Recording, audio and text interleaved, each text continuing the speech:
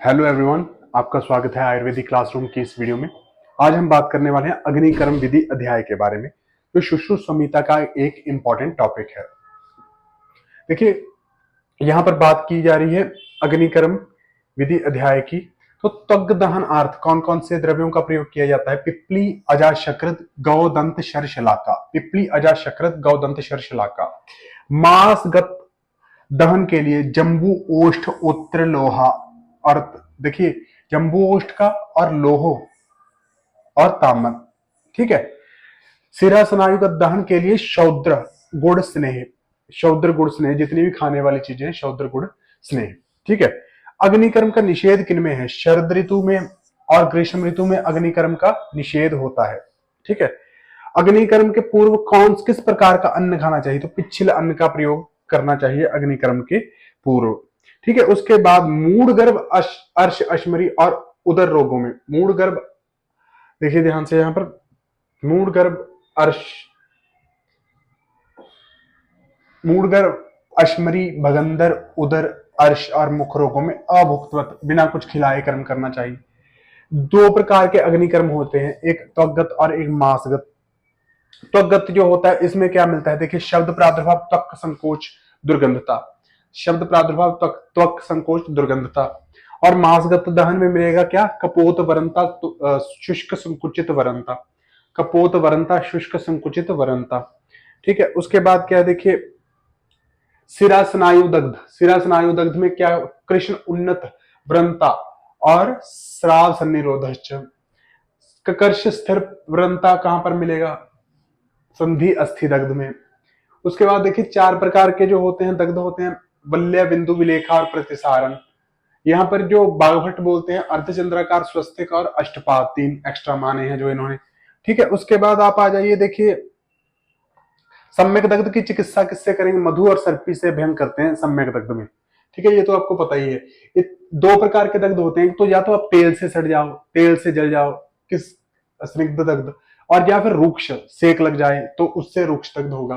स्निग्ध दग्ध में जो होती है वेदना अधिक होती है, क्यों? क्योंकि यहाँ पर जो तेल होता है वो सिराओं में या फिर डीप टिश्यू में पेनिट्रेट कर जाता है। देखिए, सिरा अनुसारित्वात् त्वग आदि नाम अनुप्रवेश्यातु, क्योंकि जो तेल है वो स्निग्ध होने के कारण वो सिरा अनुसारी होकर अंदर डीप चला जाता है, जिसके कारण स्निग्ध दग्ध में जो होती है पीड़ा अधिक होती है। उसके बाद आप देखिए, यहाँ पर प्लुष्ट, चार प्रकार के दग्ध होते हैं। प्लुष्ट दग्ध होता है, दुर्दग्ध होता है, असम्यक दग्ध होता है, अति दग्ध होता है। देखिए, प्लुष्ट दग्ध होता है, जो प्लुष्ट दग्ध में प्लुष्यते अति मात्रम, तो ये प्लुष्ट दग्ध का लक्षण है।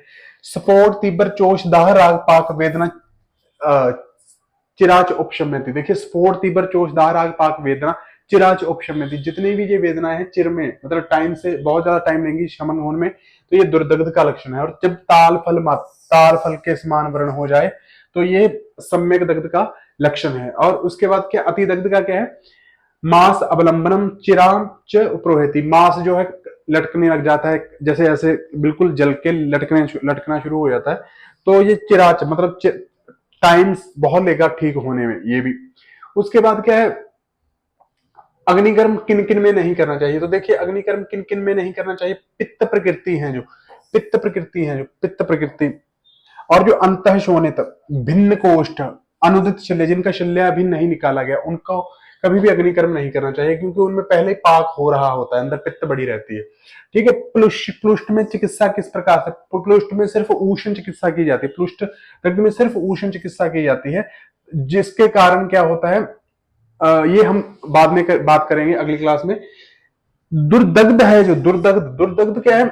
शीत और उष्ण दोनों चिकित्साएं की जाती हैं, परंतु जो घृत लेप और सेक है वो हमेशा शीतल ही किए जाते हैं यहाँ पर, ठीक है। उसके बाद सम्यक दग्ध की अगर बात करें, सम्यक दग्ध में की अगर बात करें तो पित्त विदर्धिवत चिकित्सा की जाती है। यहाँ पर सम्यक दग्ध में पित्त विदर्धिवत चिकित्सा की जाती है, और तुंगश्री प्लक्ष चंदन गैरिक का लेप किया जाता है। पित्त विदर्धिवत चिकित्सा तुंगश्री प्लक्ष चंदन गैरिक का लेप। और अति दग्ध में देखिए, यहाँ पर इंपॉर्टेंट क्या है? पित्त जो विसर्प है उसके समान चिकित्सा की जाती है।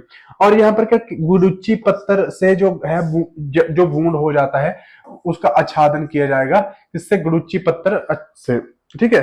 और जितने भी अग्निदग्ध हैं उसमें कौन सा घृत का प्रयोग किया जाता है, हम जब सुश्रुत संहिता पढ़ते हैं तब तो इसका कंप्लीट फार्मूला याद करते ही हैं, लेकिन मधु चिष्ट आदि घृत का हम प्रयोग करते हैं जितने प्रकार के दग्ध होते हैं। उसके बाद हम अगर थोड़ा सा धूम उपहत के बारे में पढ़ते हैं, धूम उपहत यानी कि जब जब कहीं पर आग लग जाती है तो धुआं जो हमारे अंदर में चला जाता है उसकी चिकित्सा किस प्रकार से की जाएगी। तो देखिए उसमें बमन करवाया जाता है, कवल धारण करवाया जाता है और चिकित्सा की जाती है। और धूमोपहत में कौन कौन सी इंद्रियों की रक्षा की जाती है वो हम यहाँ पर पढ़ेंगे। पहले तो देखिए बमनार्थ कौन सा, मधुर और अम्ल दो प्रकार के रस का प्रयोग किया जाता है। उसके बाद क्या है, कवल के लिए मालिक, मालिक को याद करोगे,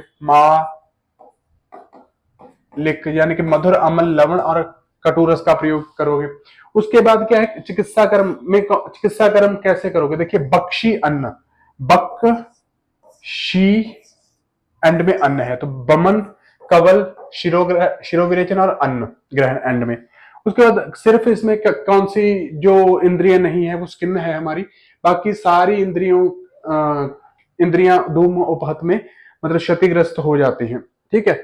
हारित अनुसार जो है धूम उपहत में जल तरण करना चाहिए, जल अवतरण मतलब जल में तैरना चाहिए।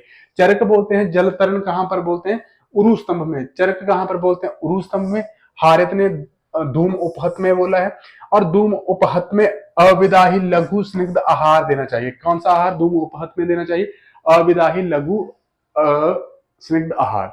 ये आपको याद कर लेना है। और आपका अग्निकर्म चैप्टर खत्म हो गया। बने रहिए आयुर्वेदिक क्लासरूम के साथ। धन्यवाद दोस्तों।